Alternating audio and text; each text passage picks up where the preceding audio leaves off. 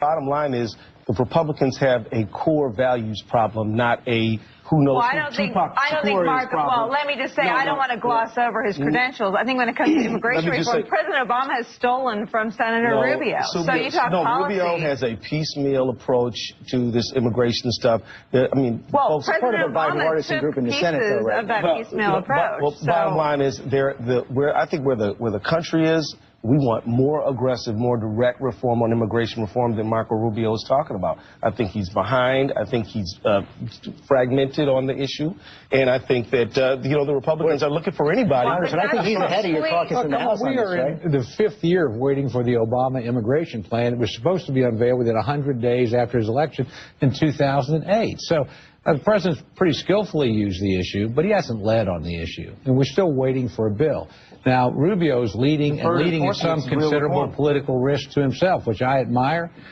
So, look, I think we're going to get there, but the real leadership on immigration isn't coming from the administration. It's coming out of the Senate. First of all, the president put out an immigration plan in the first term. I was there. I helped work on it. Obviously, it was an issue in this past election. Republicans have come a long way, even compared to where we were just 6 months ago. Now they're talking about being for the DREAM Act. Now Marco Rubio is talking about earned citizenship for undocumented immigrants. That's a big step forward for. I hope he can bring the rest of his party along. And, I think that you're seeing a lot of movement on the Republican side on immigration for very basic reasons. The change in demographics in elections. Well, and that's fine. I'm glad they're coming. I don't care why they're coming. They're just coming towards the president on immigration. Hopefully we can get something done. I want to get to one more issue before we take a break, and it's another potential 2016 contender for the White House. Chris Christie of New Jersey started out the week opening up about his weight on David Letterman, making jokes about it. A former White House doctor took issue with that, said she was worried about his health, Connie Mariano, and then he gave this press conference. This is just another hack who wants 5 minutes on TV. If she wants to get on a plane and come here to New Jersey and ask me if she wants to examine me and review my medical history, I'll have a conversation with her about that. Until that time, she should shut up. And John Carly then called her, and I guess they had a fairly heated conversation, says even though she's Republican, not voting for him. But we're laughing about this right now. But Chris Christie talking about this at first for a very good reason. This will be a serious issue if he decides to run for president. It is, but I've got to make 2 points here. One, this kind of reminds you of what Lincoln supposedly said about Grant and Grant's drinking problem. Christie is the most popular Republican in the land. You almost want to say, find out what kind of donuts he likes and let's ship up a few cases of them. The guy is doing just fine. Let's kind of give him a break. But I will say this. If he seriously takes on the issue of his own health and his weight, remember, Mike Huckabee first became a national figure as governor of Arkansas when he dealt with his own weight, lost 100 pounds, if he kind of turns this into a national version of The Biggest Loser, a political version of the Biggest Loser, Christie can gather even more support. So many Americans relate to what he is dealing with. So many of us are overweight. And I think a lot of them probably agreed with him in that press conference right there. They did, but if you're going to run for president, my advice is to stop telling people to shut up. I mean, he's from New Jersey, and so I think that's easy for, give me a minute. But I think if he puts his weight on the table by bringing a donut on Letterman, which was a very skillful political move, turning your own vulnerability or something you feel vulnerable about into something that you make fun of before anyone else does, is political genius. But then it didn't take him 24 hours to reveal a rather thin-skinned side of the issue. And that's what he's going to have to get into. We do have to take a break right now. We have a lot more roundtable coming up. The debate over drones, President Obama under pressure from both left and right. Plus, the New York Times says he's written the best book you'll read this year, and George Saunders is in our Sunday Spotlight. This week with George Stephanopoulos. Brought to you by Pacific Life. For insurance, annuities, and investments, choose Pacific Life. The power to help you succeed. I don't know. I just can't imagine that retiring someday is even an option for Sean and me. How'd you get comfortable enough to know you could really do it? Well, planning, of course. And we got a lot of good advice. A few years ago, your mom and I put some money into a Pacific Life fixed annuity that guarantees us an income for the rest of our lives, whether Social Security is all there or not. Hey, hey! To learn more about a guaranteed lifetime income from Pacific Life, visit PacificLife.com. Cholesterol-lowering statin drugs can reduce your natural CoQ10 levels, but your heart needs CoQ10. Take Cunol CoQ10. It dissolves completely and absorbs 3 times better than regular CoQ10. Get the better CoQ10. Get Cunol, the gold standard in CoQ10. Look, every day we're using more and more energy. The world needs more energy. Where's it going to come from? That's why right here in Australia, Chevron is building one of the biggest natural gas projects in the world. Enough power for a city the size of Singapore for 50 years. What's it going to do to the planet? Natural gas is the cleanest conventional fuel there is. We've got to be smart about this. It's the smart way to go.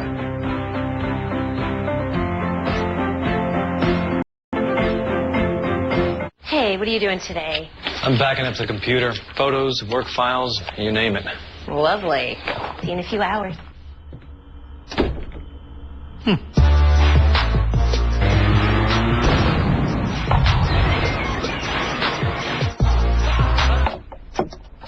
Did you get everything backed up? Took care of it. For just $59 a year, Carbonite backs up your irreplaceable files automatically, so you don't have to. Try it for free at Carbonite.com. Cunol CoQ10 is a powerful antioxidant that supports heart health and promotes healthy blood pressure. Cunol dissolves completely and absorbs 3 times better than regular CoQ10. Get the better CoQ10. Get Cunol, the gold standard in CoQ10. Got more roundtable coming up, but first, Stephen Colbert. His sister is running for Congress. It's for real. Quick advice for any of you Republicans out there who might end up in debate with my big sister. This is how I used to win a lot of arguments with her when I was a kid. Right after she makes a good point, repeat it back to her in a dumb voice, like this. Ooh, Social Security is a public trust to those who paid into it for their entire working lives. Ooh, stop. Stop copying me, Stephen. I'm telling Mom. Trust me, it works. I've seen incredible things, otherworldly things, but there are some things I've never seen before.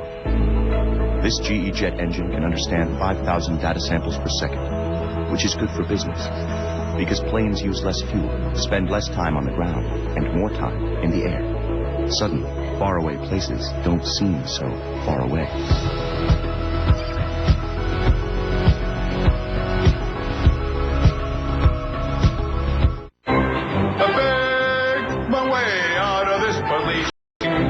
My knees in Portuguese. I finally understood my Aunt Maria, even Aunt Sangria. Go to RosettaStone.com and start your language journey. Our proven method now includes live online sessions, and it's mobile, like you. I smoke, I joke, that's why we really crush it in the mind. Rosetta Stone. Live life fluently. What's it take to make America run? Lots of hard-working Americans, creating the fuels for nearly 250 million vehicles at the world's most advanced refineries. About 170,000 miles of secure pipelines many of us never see. It's the world's largest energy infrastructure. Billions of investments in America, safely providing the fuels we need to power businesses, heat our homes, and keep America on the move. Log on to learn more. You know what's impressive? A talking car. But I'll tell you what impresses me. A talking train. This GE locomotive can tell you exactly where it is, what it's carrying, while using less fuel. Delivering whatever the world needs, when it needs it. After all, what's the point of talking if you don't have something important to say?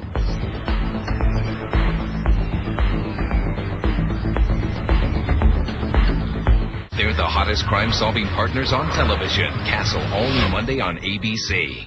Full-service bankruptcy. Is there something you need to tell me, Jeff? You know, these ads just started showing up. Actually, Google goes through every single word of your Gmail and uses that information to sell ads. Google uses my personal email to sell ads, so I get scroogled. Why do you think we're having financial troubles? Hey, Jeff, I've been to that new pie place so many times you might have to take out a second mortgage. That's all it takes to get scroogled. You need email that respects your privacy and less pie. Don't get scroogled. Try Outlook.com. Teenager court ordered to work on a farm tragically loses his arm Monday at 5. Your view seems to be that even if we could save American lives by detaining more terrorists, it would be better to kill them with a drone or let them go free rather than detain them. I respectfully disagree, Senator. I never believe it's better to kill a terrorist than to detain him. How many high-value targets have been arrested and detained, interrogated by the United States during your 4 years with the administration? I'll be happy to get that information to you, Senator. I submit to you the answer to that is 1. President Obama's pick for CIA Director John Brennan faced some tough questions this week on the drone war. Let's talk about that on our roundtable right now.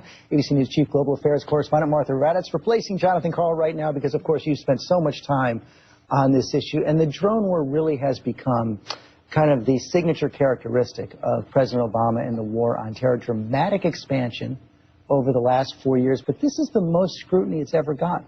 Well, that's certainly because of the testimony of John Brennan and what he brought to the Hill, what he talked about, which frankly wasn't very much.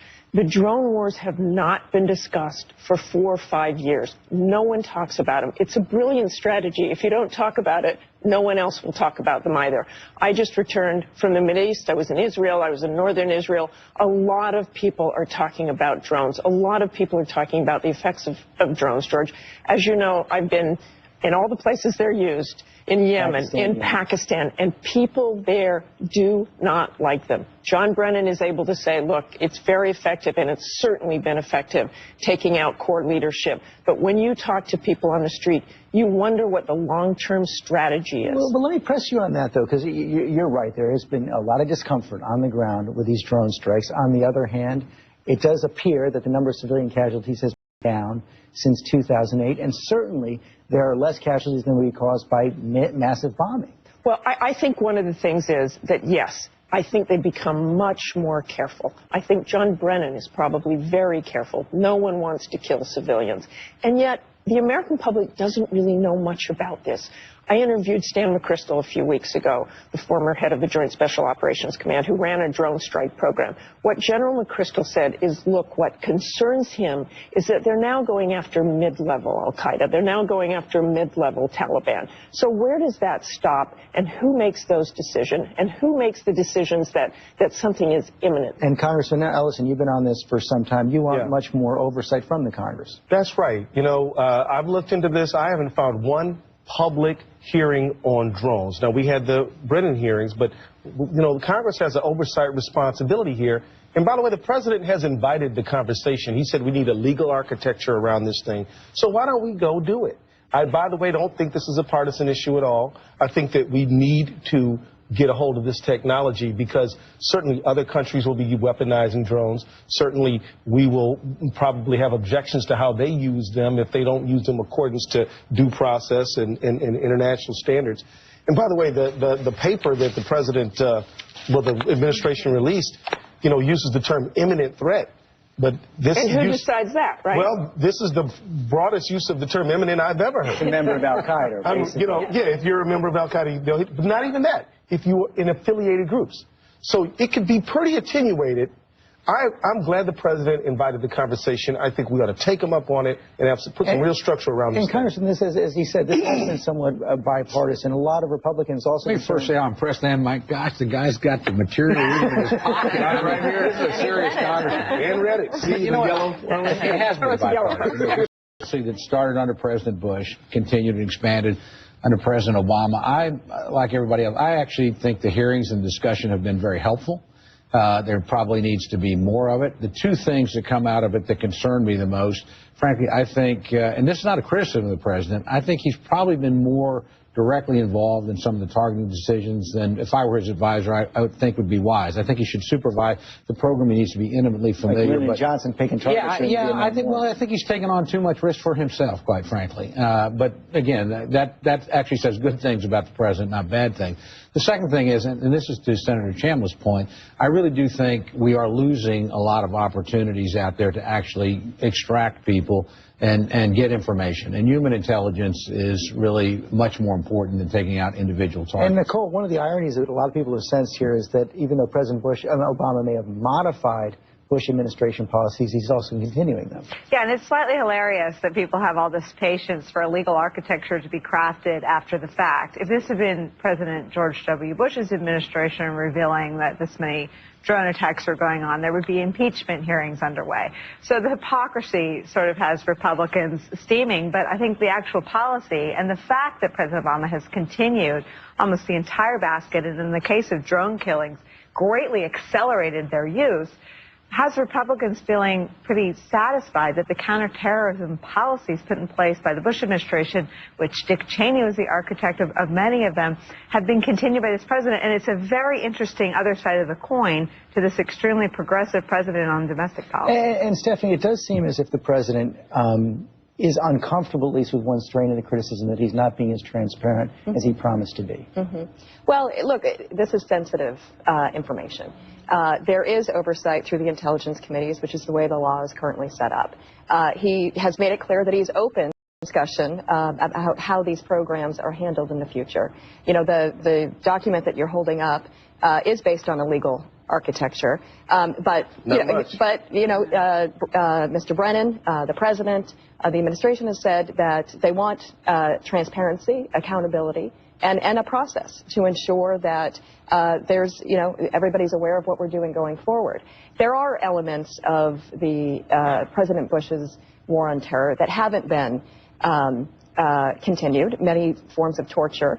And, the fact that the president just put this memo out after it became known, and, he wants to work with Congress and be open and transparent. Another revelation this week in the foreign policy area, pretty remarkable hearing.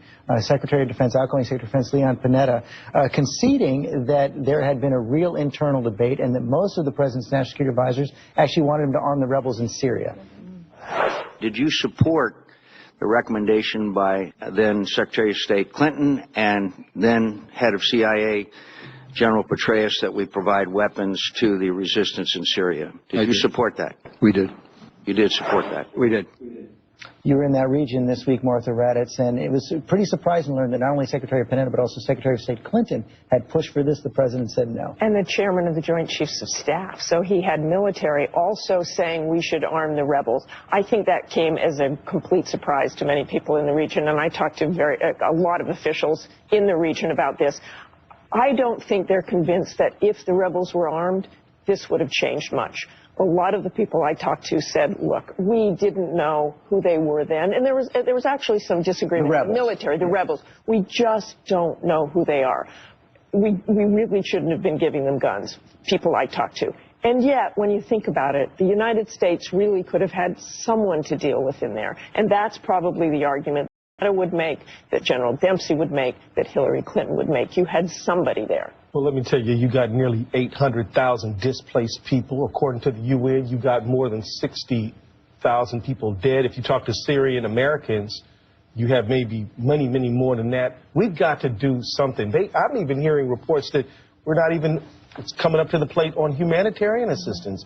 I mean, you've got chemical weapons, which is the most frightening. That's a complicating, seriously complicating factor. But I just think that, we've got to do more than we're doing. Now, armed rebels or not, this is a fact-based issue. I think we could be doing a whole lot more, and I'd like to see it. Senator McCain was saying that as well. Well, I tell you what, I want to give the president some support here, actually. This is real presidential leadership. When you turn away from the advice of your very top leaders, that's a presidential level decision. He deserves a lot of respect, and it's a tough call either way.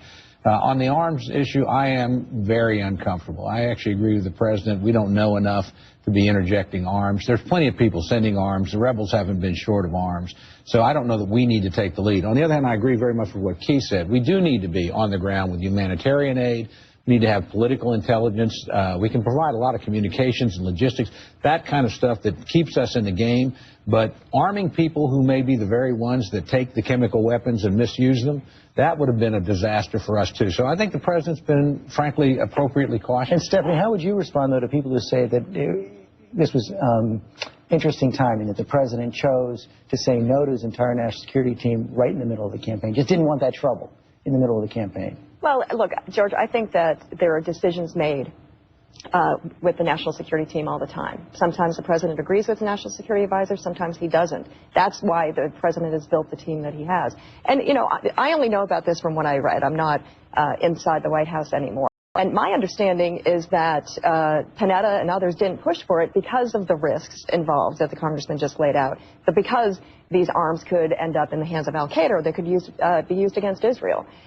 So this is why administrations are set up. This is why national security teams have been built. This is why the president wanted such strong personalities and expertise on his national security team.